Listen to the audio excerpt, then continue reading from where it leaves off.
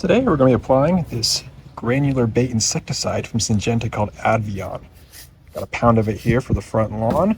They also have their Advion fire ant bait insecticide here. I got 2 pounds of that. Not applying that in this video, but they also have Acelyprin, their liquid insecticide.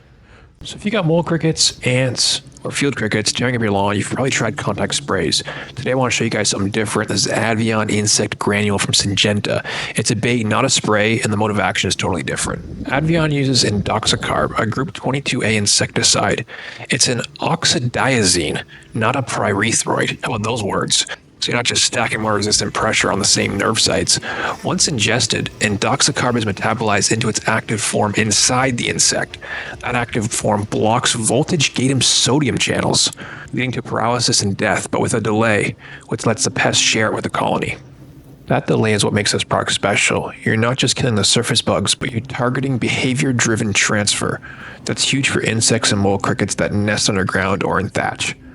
It's ideal when you're dealing with recurring populations or when contact sprays aren't reaching the source. You apply it like a granular fertilizer. Of course, I'm using this little cheap handheld spreader that I have. Label rate is 1/3 of a pound to like 4.6 or close to 5 pounds per 1,000. I'm on the low end of that, applying around 1/2 pound per 1,000.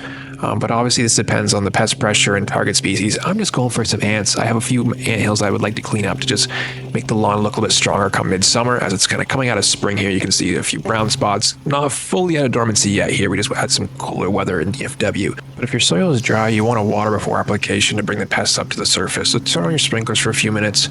But you don't want to water this in either. The water comes before. The bait needs to stay dry once it's applied. Rain or irrigation within the first 2 or 3 days are obviously going to kind of ruin some of the results. For mole crickets, which is not what I'm targeting here, but you want to apply in the spring to hit the adults before they lay their eggs, and then reapply late summer. In terms of time of day, late afternoon applications are the best. They're more active then, and you can reapply every 2 or 4 weeks as needed. It's labeled for residential and commercial turf, golf course, athletic fields, and whatnot, but it is toxic to wildlife, so just be careful using it near bodies of water and hardscapes that drain into them.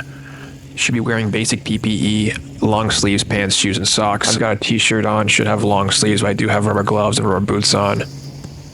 Now this isn't like Bifenthrin, Halstar P, or other pyrethroids.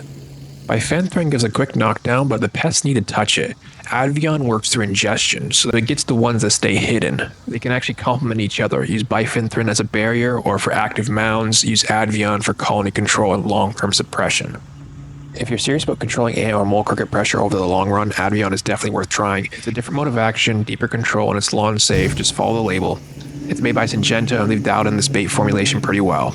I'll be testing it this season, so if you want to see follow-up results, just hit subscribe, and thanks as always for watching.